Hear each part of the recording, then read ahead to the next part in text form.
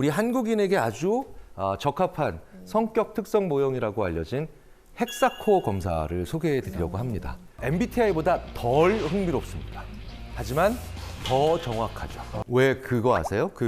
오늘 나오신 네 분 패널분을 포함해서 예전에 어쩌다 어른에 또 패널로 나오셨던 많은 분들, 이런 분들의 소위 말하는 인터넷 백과사전들 있죠. 네. 거기 정보들을 보면 왜 당연히 성함은 있을 테고 이름 있고 생일 어느 학교를 주로 졸업하셨나 뭐 이런 것도 있겠죠. 또 어떤 거 있을까요? 어떤 거? 혈액형 누가 말씀하셨어요? 혈액형은 다 있어요. 그런데 지금 예전의 혈액형의 역할을 지금 또 다른 MBTI라는 것이 지금 하고 있습니다. 그래서 첫 번째 타인죠. 바로 MBTI죠. MBTI죠.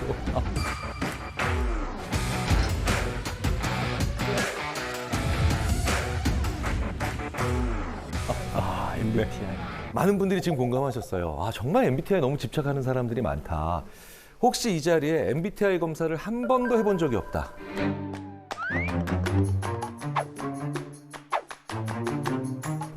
네. 한 분, 두 분, 우리 이재용 씨를 포함해서 세 분, 네 분, 다섯 분, 여섯. 이 자리에 계신 분들이 한 5% 정도가 지금 해보신 적이 없고, 나머지 다른 분들은 거의 대부분 한 번씩은 해보신 거예요. 네. 얼마 전에는 뭐 대기업의 회장님을 뵀는데 어느 학교 교수인지는 모르는데 저보고 이러더라고요. ISTJ였다면서요. 이렇게 얘기해요.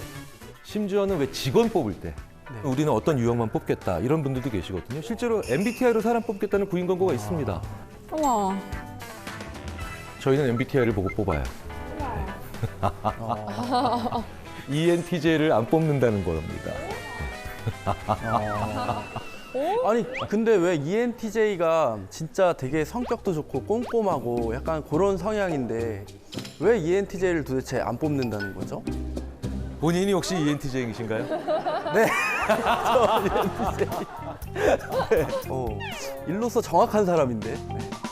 저는 심지어 일찍 퇴사하거나 공금 횡령할 MBTI는 뭐냐고. 궁금해 생각. 네, 그런 질문을 받은 적도 있어요. 네, 사석에서. 그렇게 먼 옛날도 아니고요. 네, 불과 한 3, 4년 전에. 어쨌든 이 MBTI가 도대체 뭐길래 이 난리냐는 거예요. 이 MBTI가 조금 이제 학문적인 정의를 말씀드리자면 마이어스 브릭스, 그러니까 MB, 마이어스 브릭스 유형의 유형 지표의 약자인데요. 그러니까 캐서린 쿡 브릭스 그리고 그분의 딸 이사벨 브릭스 마이어스 홈스쿨링을 하다가 따라 세상에는 이렇게 다양한 사람들이 존재한다는다. 약간 지금으로 치자면 게임 같은 어떤 방법 하나를 그걸 알려주기 위해서 생각을 한 거죠. MBTI가 이제 두 개의 태도 지표, 그러니까 외향, 내향, 그렇죠? 그리고 판단 인식, 그리고 두 개의 기능 지표, 감각, 직관, 그리고 사고, 감정 이렇게 이 네 가지 지표에 대한 개인의 선호도에 대한 답을 해서 이걸 다시 2 곱하기 2 곱하기 2 곱하기니까 16개의 문자 패턴으로 유형화해서 알려주는 검사죠. 제가 처음 MBTI 검사를 받았던 때가 대학교 4학년이었던 1992년입니다. 정말 기념비적인 해죠. 네, 서태지 씨가 1집을 발표한 그런 해입니다. 네. 그런데 그때만 해도 MBTI는요. MBTI라는 검사가 있어 들어봤어? 아니 나 MMPI는 들어봤는데 MBTI는 뭐야? 이 정도의 반응을 심리학과 전공생들도 했을 정도예요. 그런데 이제 최근 들어서는 이 MBTI가 완전히 큰 유행이 돼버렸죠. 이게 왜 그러냐면요. MBTI가 건강검진 결과와 다르기 때문입니다. 자, 병원에서 건강검진 결과 받아보신 적 있으시죠? 네. 네네. 건강검진표 보면은 거기 어떻게 나옵니까? 이게 다 그래프로 나오죠. 그런 데이터를 우리가 보게 되면 재미가 없어요. 네. 그러니까 봐도 뭔 얘기야. 우리들이 좋아하는 게 바로 뭐냐? 정상, 비정상. 뭐 이런 거, 그렇죠? A등급, B등급, C등급. 이렇게 무언가를 조금 구간이나 아니면 등급별로 얘기해 주는 걸 더 좋아합니다. 그래서 우리가 게임을 할 때도 보면은 뭔가 여기까지 딱 들어가면 미션 클리어, 스테이지 클리어, 뭐 이렇게 되고 나면서 스코어나 아니면 랭킹이 나와서 게임이 재밌는 것처럼 뭔가 계속 체크하고 얼마나 그런가를 얘기를 했는데 뭔가 레터, 글자로 나오잖아요. 그러니까 너는 I네. 당신은 P1세. 그러니까 이게 내가 한 행동이 되게 독특하게 다른 방식의 아웃풋으로 나올 때 우리는 이걸 게임 같다. 그래서 성격 검사나 성격 검사라고 우리가 알고 있는 것들의 상당수가 일종의 게임이에요. 또 다른 이유가 있죠. 내가 누군지를 참 알기 어려워요. 우리가 너무 많은 정보의 홍수 속에서 살고 있기 때문입니다. 특히 SNS가 발달하기 시작하면서 MBTI의 인기는 거의 같이 갔다라고 봐도 무방해요. 왜일까요? 제가 얼마 전에 적금을 한번 탄 적이 있어요. 알토랑 같이 한 달에 50만 원씩 3년을 벌습니다. 그러면은 이게 몇 천만 원이죠. 거의 자동차 한 대가. 그래서 제가 이걸로 좋아. 나 이 정도의 돈을 딱 얼마나 기분 좋겠어요. 딱 탔는데 갑자기 제 고등학교 동창 한 친구가 만든 회사가 상장을 했대요.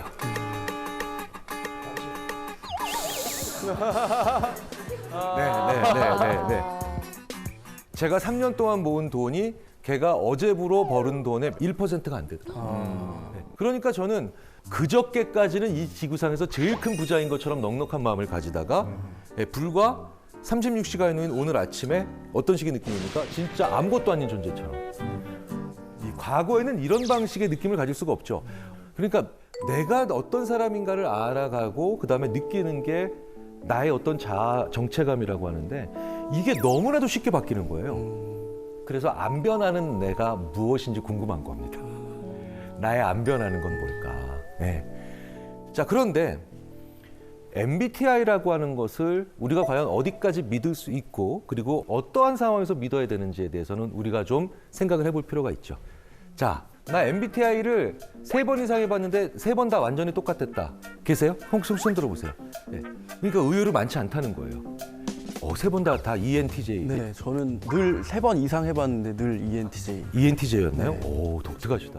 그 재미없는 걸 3번 이상씩 했다고. 참 성격 희한하네. 근데 저는 궁금한 게 사실 저는 처음 MBTI 검사를 했던 게 이제 군대 훈련소 가갖고 했었거든요.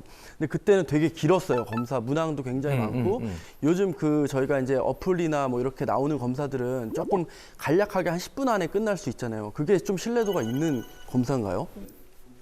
지금 굉장히 중요한 말씀을 하셨어요. 그러니까 신뢰도.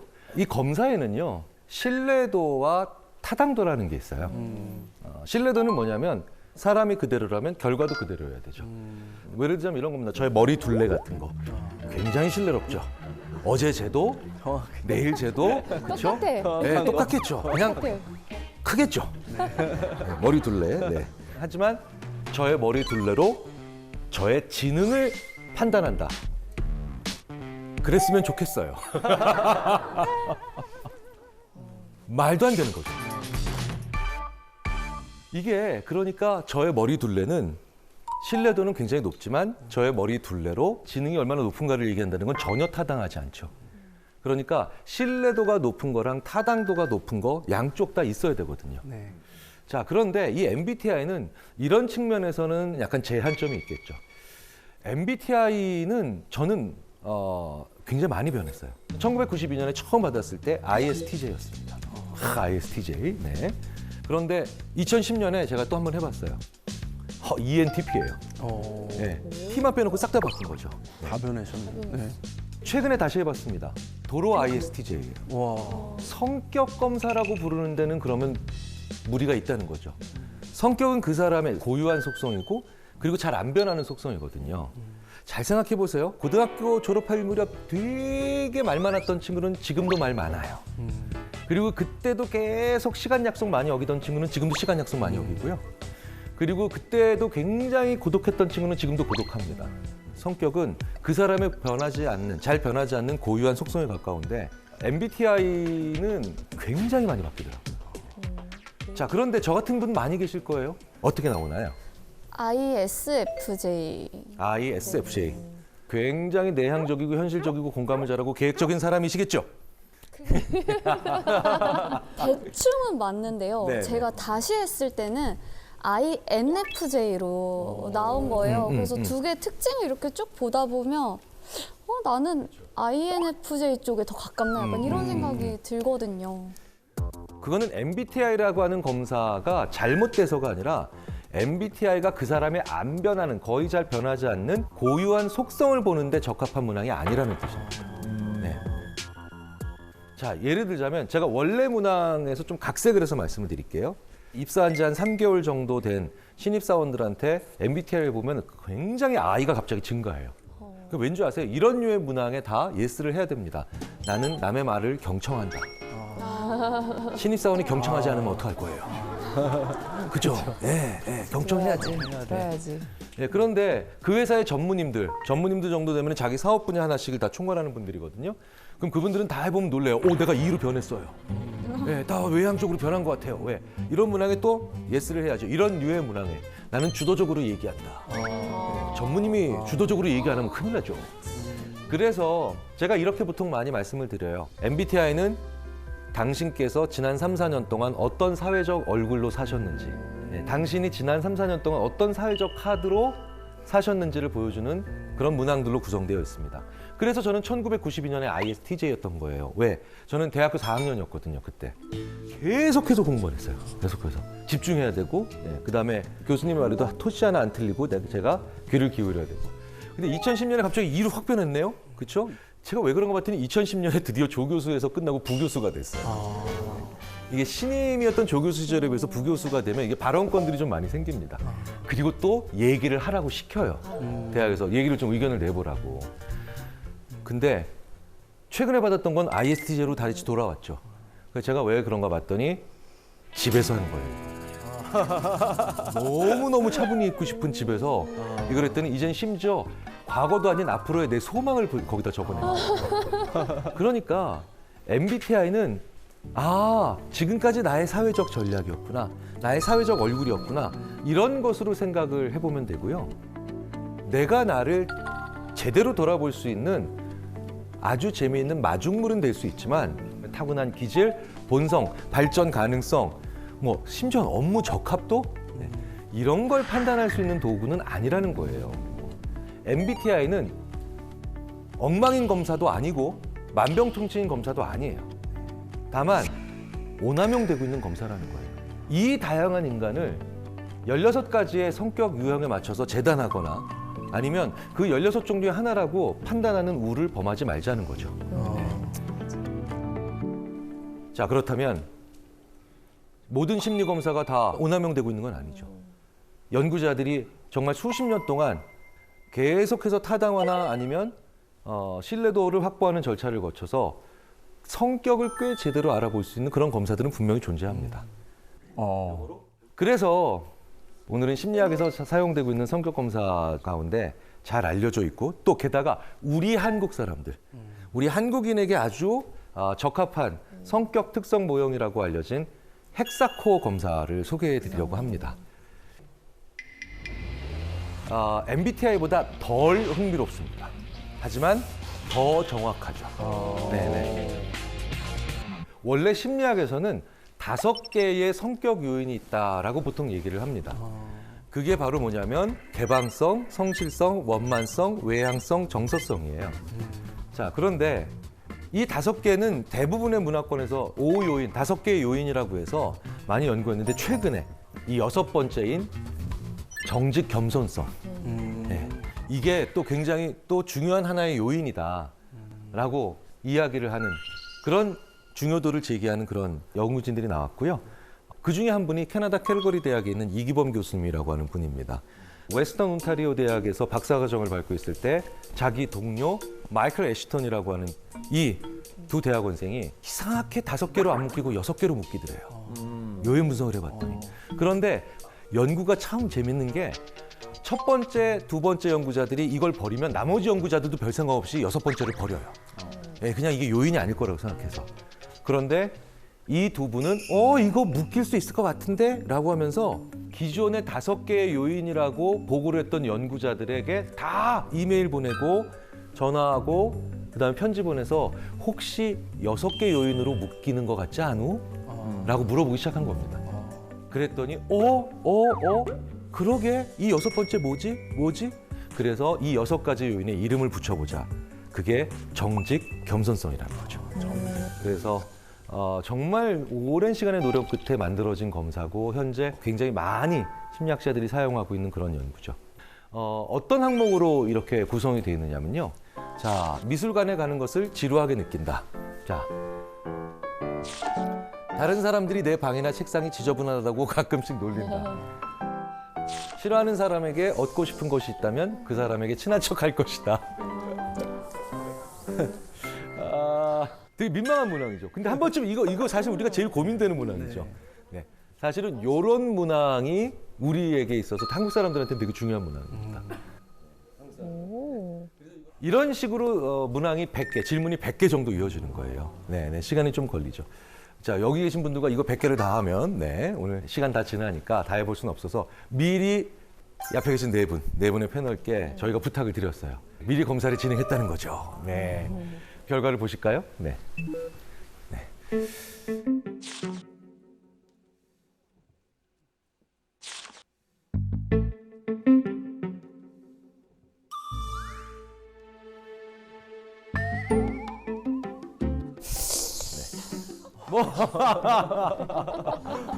네. 어쩌다 어른이 아니고 어쩌라고. 네, 지금 어쩌라고.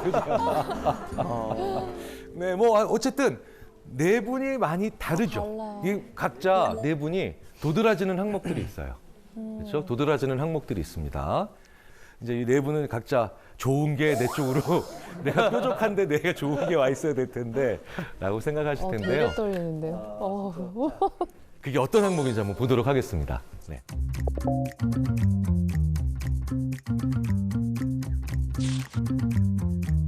네. 네. 나 성실. 나 너무 창. 이렇게 돼 있어요. 네, 네. 어우 창피해라. 먼저 이재용 씨와 김용준 씨부터 먼저 말씀을 드리도록 하겠습니다. 자, 이재용 씨 굉장히 개방성이 높죠.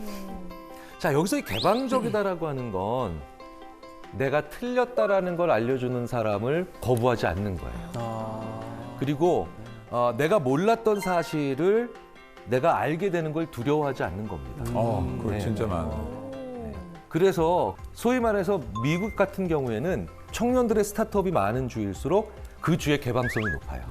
그러니까 다른 사람들과 잘 친화적으로 잘 지내려고 하는 욕구가 우호성이나 원만성이라고 하면 개방성이라고 하는 건 그들과 잘 못 지내도 심지어는 기존 멤버들과 어느 정도 마찰이 있다 손 치더라도 새로운 변화를 추구하는 걸 두려워하지 않는 거. 네, 이런 거예요. 이런 겁니다. 자, 그런데 김용준 님은요. 또 다른 패턴이에요. 약간 동글동글하는데 성실성 쪽이랑 그다음에 외향성 쪽이 높죠.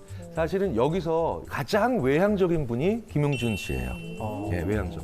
자, 근데 이 외향적이다라고 하는 걸요. 막 사람들 앞에서 막 나서는 거 좋아하고 그다음에 사람들과 계속해서 또 신나게 막 활기차게 지내는 거 이렇게만 생각을 보통 하시거든요. 이것도 상당히 중요한 오해입니다. 그렇게 치자면 제가 이제 이후에 말씀드릴 한승현 님은 지금 이런 위치에 있다는 게 말이 안 되는 분이에요. 말이 안 되는 분이죠. 더 쉽게 말씀드리자면 외향적이다라는 건 사람을 상대할 수 있는 나의 소위 말하는 그날의 연료량이에요. 연료량이에요. 네. 제가 좀 폭력적인 언어라서 잘 안 쓰려고 하지만 실탄이 충분하다는 거죠. 그러니까 실탄이 일찍 바닥나는 분이 내향적인 분. 그다음에 실탄이 좀 충분한 분이 좀 외향적인 분으로 볼 수 있는데 그래서 김용준 님은 전형적인 특징이 안 지쳐요. 네, 안 지쳐요. 네, 네. 그런가요? 진짜 그래요? 그렇다면 이제 정말 재미있는 두 분. 네. 신하영님과 일단 모양 자체가 확연히 다르죠. 네, 네, 네. 신하영님은 지금 많은 분들이 지금 성실성을 보고 계실 거예요. 성실성. 네. 그런데 성실성이 높다라는 것과 낮다라는 게 반드시 게으르다의 반대말로 이해하시는 건 되게 큰 오해입니다. 왜냐하면 창조적인 사람들이 성실성 낮은 경우가 되게 많아요. 네, 그렇기 때문에 기본적으로 자유롭고 개방적인 사람들이 성실성이 떨어지는 패턴으로 나오는 거는 오히려 더 보편적입니다. 신하영 씨 같은 분들이 그래서 과감해요. 실패하는 걸 두려워하지 않아요. 일단 부딪혀보자. 네, 실패하는 거 좋아해요. 맞아요. 네. 그리고 배우고. 네, 그 경험이 너무 좋아요. 이런 분이 사회에 있어야 사회가 더 도전하고 새로운 데 시각을 뜨는 그런 일들이 생깁니다. 멋있다. 아메리카에서 공부하고 오더니 다르네. 한승현님, 네. 자유로운 영혼, 그 다음에 소녀가장. 심지어는 그런데 저는 농담으로 이 얘기를 했는데 정말 별명이셨다면서요? 네. 아예 뭐 어쩌다 보니까. 네. 성실하고요. 근데 이 성실함 안에는 이런 일만큼은 일어나면 안 된다라고 하는 강한 책임감이 있고요. 그리고 무엇이 올바른 방향으로 가는 것인가에 대한 철학도 굉장히 뚜렷합니다. 조직을 위해서 정말 끌고 나가는 사람이다. 당찬 사람이다. 개인적으로 이런 경우는 저보다 나이가 어린데도 마치 연장자를 보는 것 같은 그런 느낌이 들 때가 있죠. 존경심이 있고.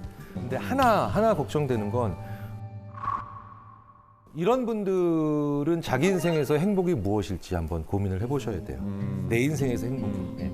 행복 심리학자들이 또 그렇게 얘기합니다. 행복은 목표가 아니라 도구입니다. 무슨 얘기냐? 왜 사세요? 행복하려고요? 그것보다는 살려면 우리가 행복해야 된다는 거죠.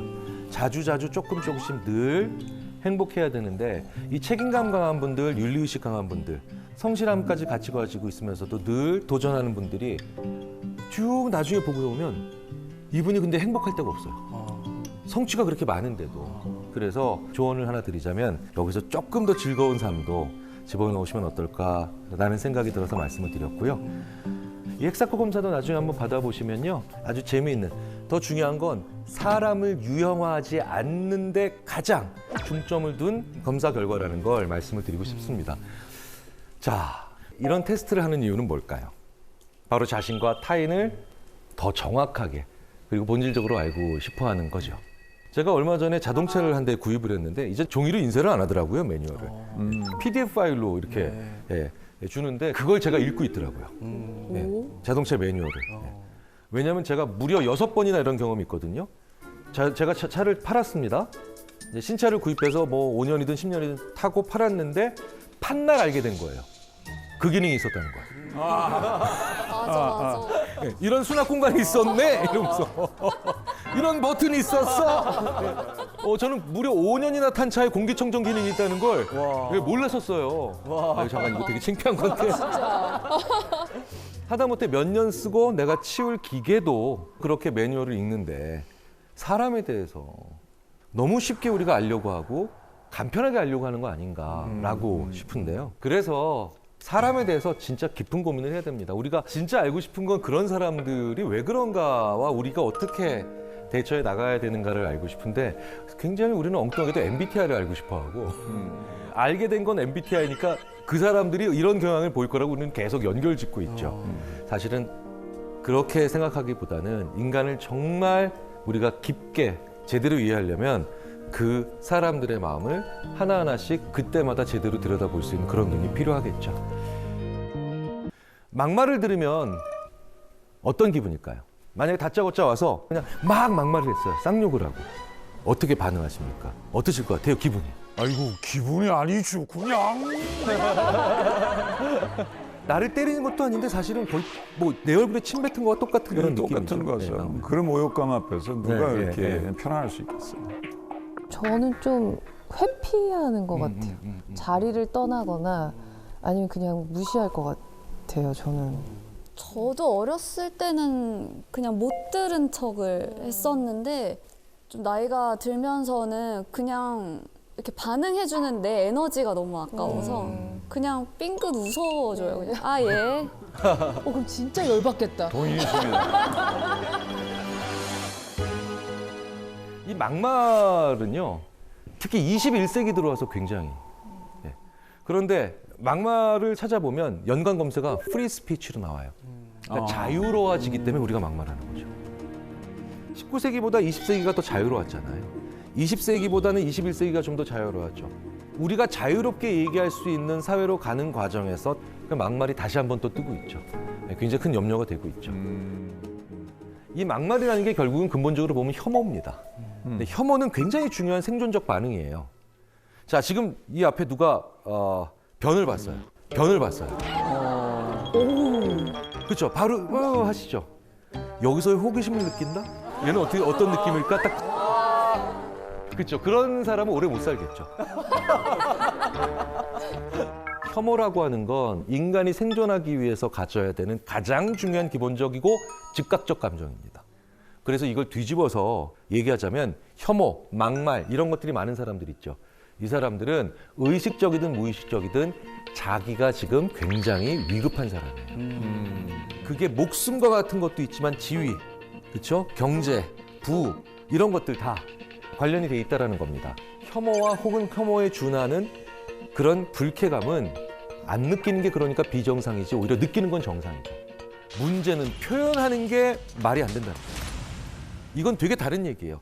꼭 이럴 때 있잖아요. 엘리베이터 딱 타서 닫힌 버튼 누르려고 하는데 그때 저쪽에서 사람이 하고 들어올 때. 더 기분 나쁜 건 그 사람 타고 이제 닫히려고 그럴 때 또 하고 들어올 때. 이거 2번, 3번만 가면 약간 화나죠. 짜증나지. 네, 짜증나죠. 하지만 여기서 제가 너 뭐 하는 자식이야. 얘기하지 않죠. 네, 네.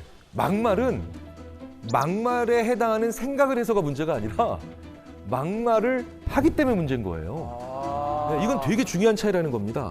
우리가 해야 될 걸 해야 되는 것도 중요하지만 안 해야 될 걸 제대로 안 하는 것이 너무나도 중요하죠. 예전에 기억나세요? 청기 올려 백기 올려. 네. 이걸 심리학자들이 뭐라고 하냐면 첫 번째 청기 올려 백기 내려 이런 걸 고우 과제라고 합니다. 가야 될 걸 가는 거죠. 백기 내리지 마, 청기 올리지 말고 이걸 노고. 유난히 고 과제는 잘하는데 노고 과제를 잘 못하는 사람들이 있어요. 이런 분들이 바로 충동적이고 주의 조절력이 약한 사람들인데 막말을 일삼는 사람들이 유난히 이 노고 과제를 잘 못해요. 그러니까 충동적인 사람들이에요. 또 막말 잘하는 사람들이 있어요. 자기 위치가 변하지 않을 거라고 하는 사람. 네. 심리학에 이런 재밌는 얘기가 있습니다. 변함없는 고권력자와 변함없는 저권력자 모두 막말을 한다. 내가 변함이 없어요. 네. 변함이 없어. 난 계속 앞으로 고권력이야. 권력자야. 그럼 자기 자신을 제어할 필요가 없죠. 그래서 아주 큰 부자 출신 정치인들이 실제로 정치를 하면서 막말이 많은 거예요. 왜? 자기는 어쨌든 계속해서 고권력일 거라고 생각을 하니까. 근데 문제는 변하지 않는 저권력자도 막말하기가 쉬워진다는 거예요. 내가 지금은 저권력이고 뭔가 좀 낮은 혹은 좀 힘든 계층에 있지만 내가 잘 하게 되면 내가 조금 더 좋은 위치로 갈 수 있을 거야 라고 생각을 하는 사람들이면 내가 평상시에 막말을 그렇게 하지 않겠죠. 그렇죠. 오히려 나의 생존성을 떨어뜨릴 수도 있으니까. 문제는 우리 사회가 예전보다 중산층부터 시작해서 저소득층까지 사회적 이동성이 떨어지고 있다는 거예요. 이번 생에 내가 오를 사다리가 없어라고 하는 말들이 우리의 젊은이들 사이에서 우리의 사회에서 자꾸 들린다라는 건 굉장히 중요한 근거가 되겠죠. 또 하나 우리가 막말이 요즘 굉장히 많이 나오고 있고 이상하게 막 하는 사람들이 점점 숫자가 늘어나는 이유가 막말하는 사람들은 최소한 솔직하다라고 하는 착각을 사회적으로 하고 있기 때문이에요. 네. 자, 신하영 씨, 지금 네. 누군가가 자기 다리에 커피를 쏟았어요. 근데 그 사람이 아이씨 해놓고 이제 뭐 숫자가 하나 나왔어요. 네. 이런 사람이 있고 다른 사람이 이럽니다. 저는 괜찮습니다. 왠지 첫 번째와 두 번째 어느 사람이 더 솔직해 보이세요? 두 번째는 확실히 솔직하진 않잖아요. 그렇죠. 네. 네. 우리가 이렇게 겸손하고 예의 바르다라고 하는 게 어느 정도는 자기를 가리는 거잖아요. 그러니까 엉뚱하게도 욕하는 사람, 막말하는 사람은 더 솔직한 사람이다. 야, 최소한 걔는 그래도 솔직하잖니? 라고 하는 착각들을 계속 사회적으로 만들어가야 돼요. 그래서 미국에서는 정직성에 대한 주별 척도가 있어요. 이걸 스테이트 인테그리티 인베스티게이션이라고 하는데 펠드맨이라고 하는 연구자가 페이스북 사용자 3만 명의 욕설 데이터를 가져와가지고 와, 진짜 다양하겠다. 각각 어느 주 출신인가를 확인한 거예요. 그러니까 여기에 정직성 순위가 있고요. 얼마나 그 주위의 사람들이 평균적으로 솔직한가? 그다음 얼마나 더 욕을 많이 하는가? 예, 정확하게 일치한다는 거죠. 막 욕하고 막말하는 사람도 있다면, 그래도 걔는 솔직하잖냐? 앞뒤가 같겠지. 그쵸. 적어도. 이게 착각하는 거죠. 이건 전혀 다른 문제인데도요. 예. 그런데 우리 사회가 지금 되게 재밌게도 솔직하게 엉망인 얘기를 하는, 진심으로 헛소리하는, 예. 진심으로 헛소리하는 사람들이 자꾸 권력을 잡고 있는 그런 세상들이 가고 있어서 정말 위험하고 두렵고 문제가 있다는 걸 느끼죠. 실제로요, 이건 미국에서도 아주 오랫동안 검증이 잘 되어 왔다는 건데, 더 괜찮은 후보를 뽑는 게 아니라 진정성이 높은 후보. 근데 그 말이 진실인지는 관심이 없다는 거예요. 너무나도 유명한 예가 막말의 대가 바로 도널드 트럼프잖아요. 네, 그렇죠? 네, 트럼프가 했던 이 대표적인 상대 후보를 향했던 얘기가 있습니다. 저 사람은 민간 기업에 취업도 못할 사람이다. 그리고 자기 자신을 비난했던 한 의원의 지역구인 볼티모어에 대해서는 이렇게 얘기했죠. 역겹고 쥐가 들끓는 난장판이다. 누구도 살고 싶어 하지 않는 미국 최악의 지역이다. 이런 이상한 소리들은 심리학에서 이제 정규적인 용어로 등극을 했죠. 영어로 볼쉿. 우리말로 개소리. 네. 그런데 우리나라에도 많죠. 사이비 교주들이 거기에 해당되고요. 상당히 많은 사람들이 그래도 진심이네 라고 하니까 믿는 거예요. 이 자리에 계신 많은 분들은 야, 그래도 정상적인 지적 수준을 가지고 있는 사람이 어떻게 저런 소리를, 우리는 지쳐 있을 때, 외로울 때, 낙심했을 때, 무기력할 때 많이 배운 사람과 적게 배운 사람, 부자 가난한 사람 가리지 않고 우리는 진심인 사람 얘기에 귀를 기울입니다. 그리고 그 사람은 솔직하다라는 가면 속에서 자기들이 원하는 걸 계속해서 착취하죠. 대부분 막말하는 사람들은 이제 일단 남의 얘기를 잘 안 듣는 성향들이 있고, 그러니까 그런 막말러가 앞에 딱 있고 나한테 막말을 했을 때 제가 어떻게 대처를 하고 대응을 할 수 있을지 그 방법이 좀 궁금해요. 한번 생각을 해봤어요. 그 막말을 우리가 전혀 다른 영역에서 제일 비슷한 짓으로 뭘 해줄 수 있을까?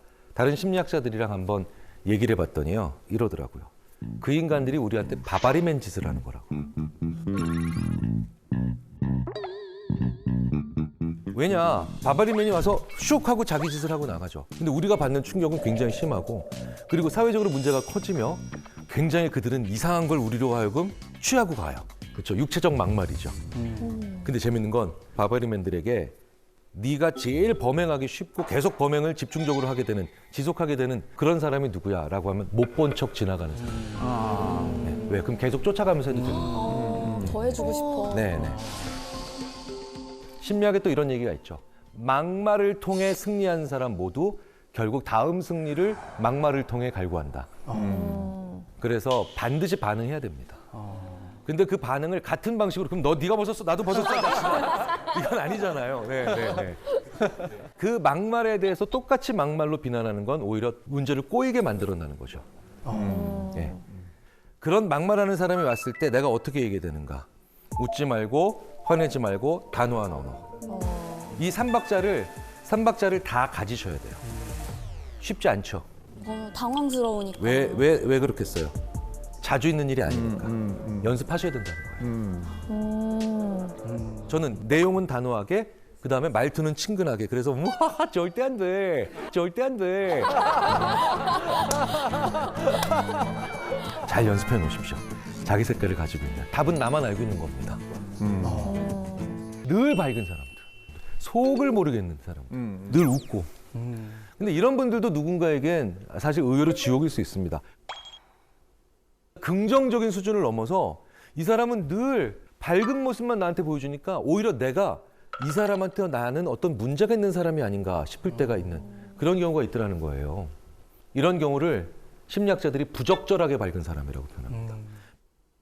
이런 것도 일종의 허세예요. 허세죠. 사실 허세 많이 부려보셔서 아시잖아요. 예.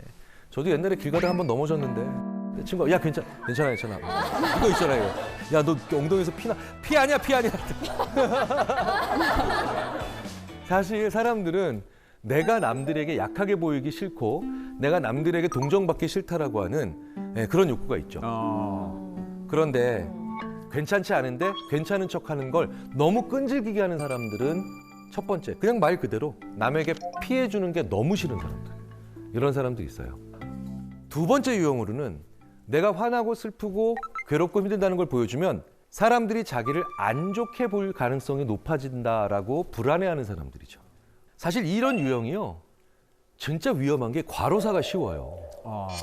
모든 과로사하는 분들이 그렇진 않지만 과로사하는 분들 중에 상당수가 가족분들의 얘기를 들어보면 너무 안타까워요. 힘들다는 시그널을 안 주신 거예요. 그러니까 가족분들에게도 훨씬 더 큰 상처가 되는 경우들이 있죠. 자, 이런 경우가 어떻게 제일 많이 만들어지는 줄 아세요? 감정을 표현했을 때 욕을 많이 먹어본 사람. 네.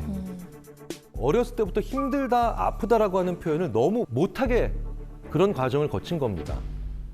어렸을 때 남자애들한테 남자는 우는 거 아니야. 남자애들은 그러는 거 아니야. 여자애들은 그러는 거 아니야. 뭐 참 상처되는 말이잖아요. 부정적인 감정은 왜 느낄까요? 온에서 오는 생존 신호예요. 화가 난다, 짜증이 난다, 분노가 치밀어 오른다, 힘들다. 이런 모든 시그널들은 표현할 수 있어야 됩니다. 적정하게 화냈다 그러면은 그건 정당한 거예요. 감정을 자꾸 이렇게 표현하는 것 자체를 억누르게 되면 그 감정에 대한 눈금 자체가 발달이 안 됩니다. 네, 그래서 그러니까 뭐뭐 하는 거 아냐는 참으로 아이를 그쪽 전체의 그냥 판단 능력을 상실하게 만들어 버리는 아주 안 좋은 그런 언어예요. 부정적인 언어. 그렇죠. 그리고 그걸 억누르게 만들면서 하는 또 안 좋은 말이 있어요. 내가 참 어른스러워요, 이거. 맞아. 그러니까 어른스럽다라는 것 자체가 무조건 안 좋은 말인 게 아니라 감정을 억누를 때마다 어른스럽다라고 하는 얘기를 해버리면 감정을 안 보여야만 나는 오히려 잘하고 성장하고 있는 거구나라는 생각을 하게 되죠. 이게 또 직업 특성상 어쩔 수 없이 연예인분들이나 아니면 뭐 방송 쪽, 뭐 서비스업은 정말 그런 경우가 많죠. 내 감정을 누르고 안 보여야 되는 경우가 너무 많죠. 네. 이렇게 보여줘야 되는 것이 많은 그런 일들을 하시는 분들은 어쩔 수 없이 늘 밝은 모습을 보여야 된다는 강박증이 되죠. 이걸 뭐 스마일 마스크 증후군이라고 표현하는 경우도 있는데 내가 감정을 제대로 표출하지 못한다는 거, 이것도 사람을 탈진시킨다는 겁니다. 굉장히 유명한 실험들이 있잖아요. 자아고갈 실험 같은 거. 다른 사람들 다 춤출 때 가만히 있어야 되는 거. 이 사람이 한 1시간 동안 그걸 시켜놨더니 푹 쓰러지더라는 거예요. 에너지를 쓴 거예요, 그러니까. 춤춘 사람들이 에너지를 쓴 것 같지만 내 감정을 표출하지 못하고 가만히 놔두는 이 과정 속에서 오히려 저 사람은 탈진하게 됐고요. 그런데 그 사람은 자기가 왜 탈진했는지 이유를 더 모르죠. 그러니까 자기를 무기력하게 만들어요.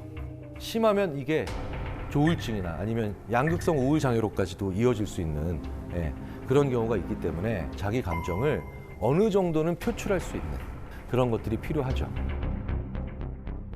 이런 분들이 있다면 결국은 나는 이 사람의 한 가면이랑만 사귀고 있다는 느낌? 이런 것들을 가지게 되면서 허망합니다. 이런 경우는 어떻게 되냐면요.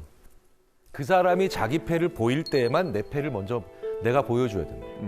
아, 내가 솔직하지 않으면 상대방도 나한테 솔직하게 나오지 않겠구나, 안 보여주겠구나 라고 하는 그런 느낌을 가지게 해야 됩니다. 저도 그런 친구 하나 있어요. 상당히 친한 친구인데 자기 부모님의 부고를 알리지 않았던 경우가 있어요. 네, 부고를. 전 적잖은 충격을 받았어요. 네. 지난 30년 동안 저한테는 힘든 모습을 안 보였던 거예요. 그러니까 그때도 안 보이더라는 거예요. 그래서 제가 얘기했죠. 나도 똑같이 힘든 일 있을 때 너한테는 알리지 않을 거야. 실제로 그렇게까지도 얘기를 했습니다. 그 친구가 곰곰이 생각해보고 저한테 단단히 사과를 하더라고요. 가깝고 친한 사이라면 보일 건 보여야 됩니다. 그런데 그 중에 하나가 바로 뭐냐? 내 감정이에요. 난 괜찮아. 그냥 좋은 말이 아니라는 거예요. 그 사람과의 관계를 더 이상 발전시키지 못하게 만드는 차단막이나 아니면 장벽이 될 수도 있어요. 자기 혼자 안 불편한 척, 자기 혼자 괜찮은 척. 이것도 또 하나의 위선이라는 걸 우리가 한번 생각을 해볼 필요가 있다는 거죠. 그런데 어떻게 그 사람만 잘못이 있을까요? 그 사람이 늘 나랑 있을 땐 괜찮다라고 얘기하는 건 사실 나한테 문제가 있을 수도 있습니다. 나랑 같이 있을 때 유난히 나는 괜찮다라고 얘기하는 그런 사람이 있다면 한 번쯤은 내가 그 사람의 감정을 너무 가볍게 여겼거나 그 사람을 다른 사람들 앞에서 너무 희화화하거나 웃음거리로 전락시키지 않았는가를 한번 생각해 봅니다. 예, 예. 나도 모르게 그럴 때가 있거든요. 저도 모르게 그렇게 당한 경우가 있어요. 제가 지난주에도 강의평가 때 이 얘기를 듣고 제가 한번 상처를 받았는데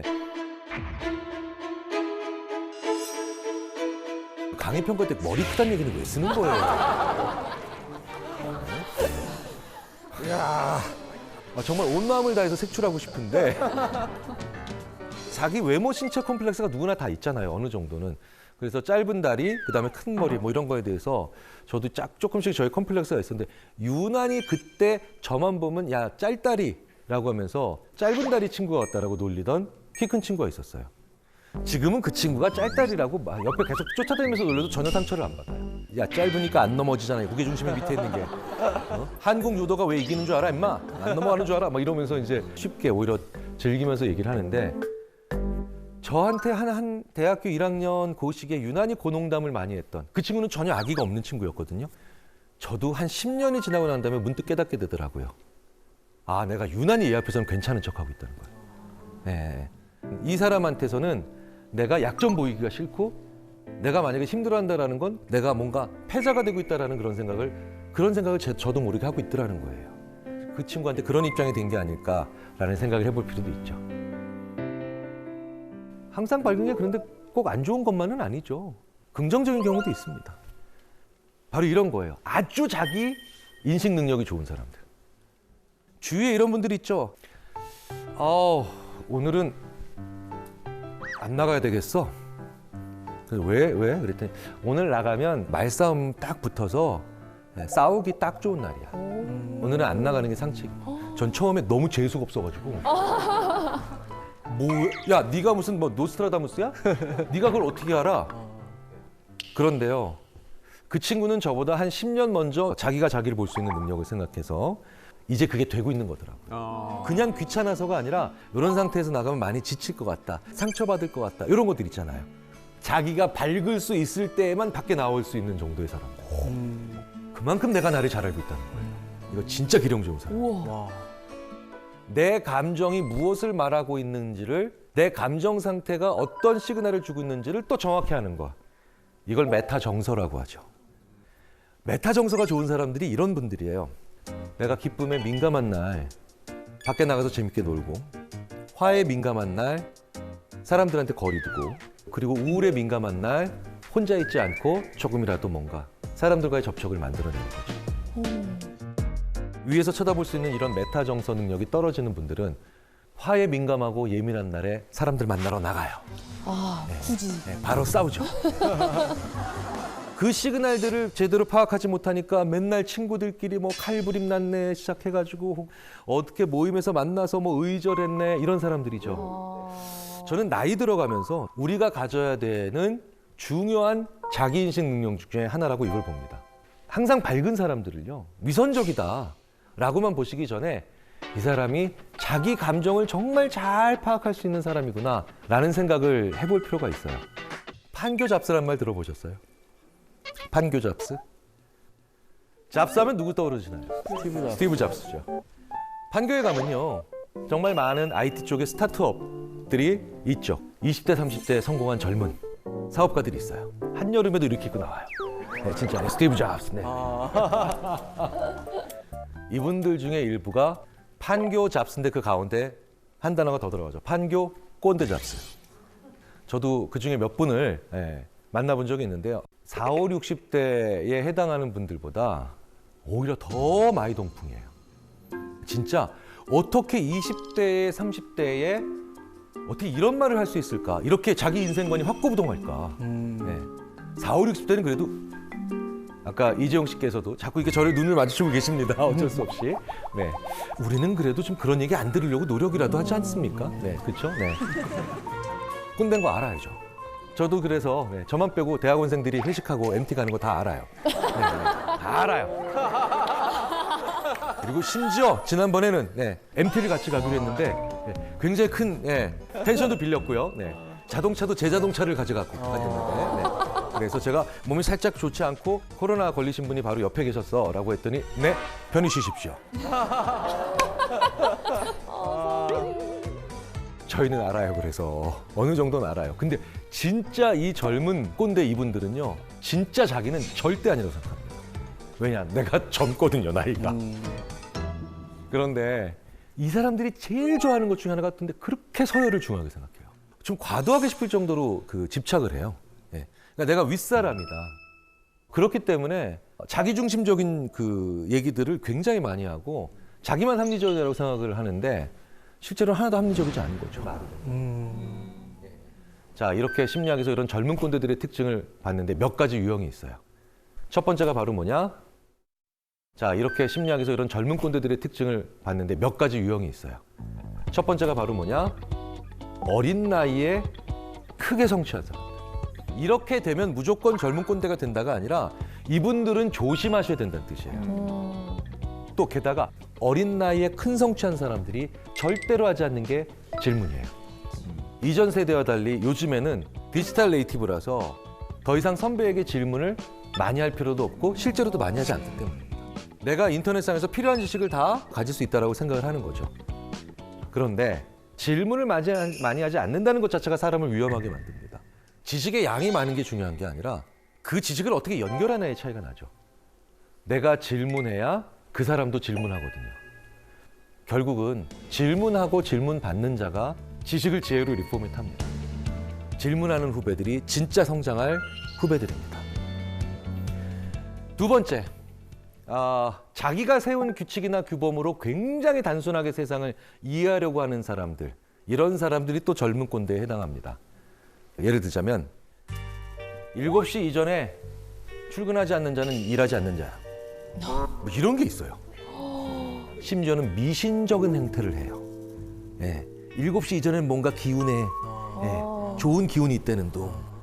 왜 제가 그런 거 봤더니 그 사람은 실제로 7시 이전에 회사에 출근하는 그런 아침형 인간들과 주로 일을 했기 때문에 그때 당시에 성공을 했던 거였어요. 근데 재밌는 건 저녁형 인간들이 있거든요. 저녁형 인간들이 있어요. 저녁형 인간들이 창조적인 인간들이 많아요. 어쨌든 이렇게 우연의 일치의 하나로 특정한 요인을 성공하면 그게 이제 행동의 원칙이 됩니다. 그리고 그 행동을 하지 않는 사람은 무조건 나쁜 사람이에요. 혹은 원하지 않는 사람이거나 무능한 사람이에요. 이런 피상적인 생각을 하는 유형의 사람들이 결국 또 젊은 꼰대가 됩니다. 이런 사람들을 보면 많이 답답하죠. 저는 그게 너무 어렵더라고요. 꼰대 짓을 하지 않으면서 그러니까 좀 지혜롭게 잘 조언을 하고 후배들과 좋은 관계를 맺을 수 있는지 좀 실질적인 팁이 있으면 좀 부탁드릴게요. 그것에 대해서 정말 고민을 많이 한 미국의 언어인지 심리학자가 있습니다. 마이클 토마슬러라고 하는 분인데요. 두 가지 원칙을 지키면 내 말이 훨씬 더 꼰대스럽지 않게 하지만 내 경험이 더 잘 그들에게 스며들 수 있고 후배들도 들을 수 있는 말이 된다고 합니다. 바로 뭐냐면 성공은 기술하고 실패는 설명해라. 기술, 조선왕조실록 있는 그대로 써주는 거예요. 성공한 건 선배님 그때 성과가 좋으셨다면서요. 야, 그때 말이야 남북관계가 그때 정상화가 됐어. 유가가 그때 떨어졌지. 조선왕조실록처럼 담담히 그때 당시의 정황만 얘기해 주는 거예요. 들어가면 안 되는 게 뭐냐? 나. 실패는 설명하라. 설명은 삼국지, 주인공 있는 거죠. 선배님 그때 왜 이렇게 안 좋았다면서요? 그때 내가 뭐가 문제였냐면 말이지. 그러면 내가 가진 경험을 완전히 받아들일 준비가 돼 있죠. 요거 거꾸로 하죠, 대부분. 자기의 성공을 설명하죠. 그렇죠. 신나게 그냥 나의 무공을. 그렇지. 밤을 자지 않고. 근데 되게 재밌는 건 그런 선배가 자기의 실패는 기술해버리면 되게 기만적으로 보이죠. 그때 국제 정세가 안 좋았다. 그때 유가가 지금 저참하게 떨어지고. 변명 같고. 성공은 기술하고 실패는 설명하면 굉장히 후배로서는 받아줬고 싶은 선배들의 말이죠. 나이 든 꼰대, 젊은 꼰대 모두 막론하고 꼭 하는 말이 하나 있어요. 이분들이 많이 하는 얘기가 뭘까요? 그쵸. 네. 뒤에서 다 해주시는.